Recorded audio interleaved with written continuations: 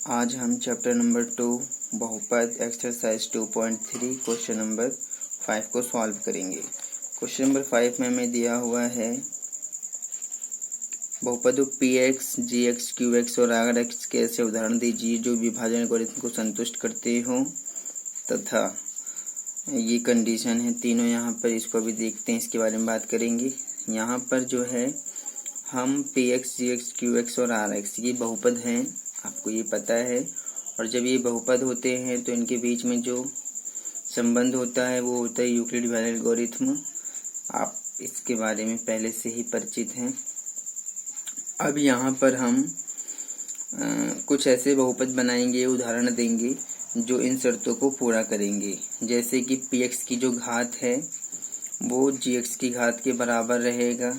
इसी तरह से हम दूसरी शर्त पूरी करेंगे। इसके लिए दूसरा एग्जाम्पल देंगे कि gx की जो घात है वो rx की घात के बराबर होगी। और फिर एक ऐसा एग्जाम्पल लेंगे हम यूक्लिड डिवीजन एल्गोरिथम को संतुष्ट करने के लिए जिसमें rx आपका 0 मिलेगा। तो यहाँ पर जब हम इसको पहला पॉइंट लेते हैं, यहाँ पर इनके आंसर जो है ये अनेकों हो सकते हैं। ऐसा कोई ज़रूरी नहीं है कि जो मैं लिख रहा हूँ यही रहेगा।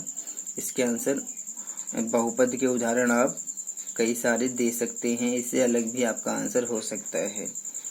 तो इसलिए आपको इन बातों को ध्यान रखना है। तो पहला पॉइंट हमें दिया हुआ है, हमने इसमें लिया है px की जो घात है वो gx की घात के बराबर होना चाहिए। तो अब हम एक ऐसा उदाहरण लेते हैं बहुपदों में। तो हमने मान लिया px हमारा जो है वो है 2x square minus 2x plus 14। अब अगर हम इसको gx मान लेते हैं 2, जब हम px को gx से भाग करेंगे तो भाग करने के बाद आपको जो भागफल है यानी कि जो qx है वो मिलेगा। क्या मिलेगा? x square minus x plus 7, ये आपको मिल जाएगा gx। और इसी में ही जब आप rx को देखेंगे, rx आपको 0 मिल जाएगा। इसका मतलब ये हुआ कि ये जो हमने px, gx, qx, rx बहुपद लिया है, इस बहुपद में ये शर्त पूरी होती है। अब px की घात देखिए, px में जो चर है वो x है, इसकी घात 2 है और साथ में gx की भी घात कितनी है? यहाँ पर ये qx था ना क्वेश्चन में, हाँ सॉरी, ये जो क्वेश्चन है px बराबर है घात, ये gx नहीं है, ये qx है। छोटी सी गलती हो गई है, ये ध्यान रखना पड़ेगा। ये qx था, तो इसका मतलब px की जो घात है x स्क्वायर, तो qx की घात भी x स्क्वायर है। इसका मतलब ये शर्त पूरी होती है। तो ये एक अच्छा एग्जाम्पल है px, gx, qx, rx, जिसमें px की जो घात है वो qx की घात के बराबर है। तो ये इसके अलावा आप और दूसरे एग्जाम्पल भी लिख सकते हैं, आपका आंसर अलग भी हो सकता है। तो हमने तो बस एक एग्जाम्पल लेके आपको बताया है। जब हम दूसरे पॉइंट के लिए बहुपद लिखेंगे तो अब हमें जो बहुपद लिखना है वो इस प्रकार से होना चाहिए कि जो qx की घात है वो rx की घात के बराबर होना चाहिए। तो ऐसे शर्त को पूरा करने के लिए हम एक बहुपद लेते हैं।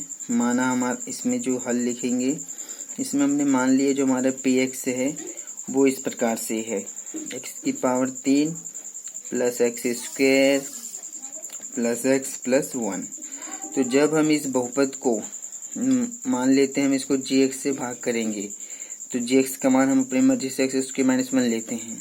तो जब हम इस px को gx से भाग करेंगे तो हमारा जो भागफल है यानी कि जो qx है वो हमें मिल जाएगा x प्लस 1। तो जब x प्लस 1 मिल जाएगा तो इस कंडीशन में जो rx आएगा वो आपको मिल जाएगा 2x प्लस 2। तो अब शर्त को देखते हैं, qx की घात बराबर होनी चाहिए rx की घात के। तो qx की घात यहाँ पर चर की घात देखनी है, x की घात 1 है तो ठीक है। और उसके बाद rx की घात कितनी है? यहाँ पर कुछ नहीं है, पावर तो 1 मानी जाएगी, यहाँ पर भी 1 मानी जाएगी, दोनों की बराबर है घात। इसका मतलब ये अच्छा एग्जाम्पल है। अब हम लेते हैं थर्ड पॉइंट में, इसमें rx हमारा 0 आना चाहिए। अब हम एक ऐसा बहुपद लिखने जा रहे हैं, मतलब कि यूक्लिड डिवीजन एल्गोरिथम को तो संतुष्ट करेगा ही, जिसमें कि rx आपका 0 आना चाहिए। तो तीसरे पॉइंट के लिए जब हम इसको लिखेंगे, बहुपद को लिखेंगे, तो इसके हल में हम px मान लेते हैं कि जो हमारा px है वो है 2x की पावर 4 माइनस 3x की power 3 minus 3x square plus 6x minus 2। ये थोड़ा सा बहुपद बड़ा हो जाएगा, आप देख सकते हैं काफ़ी बड़ा बहुपद है ये।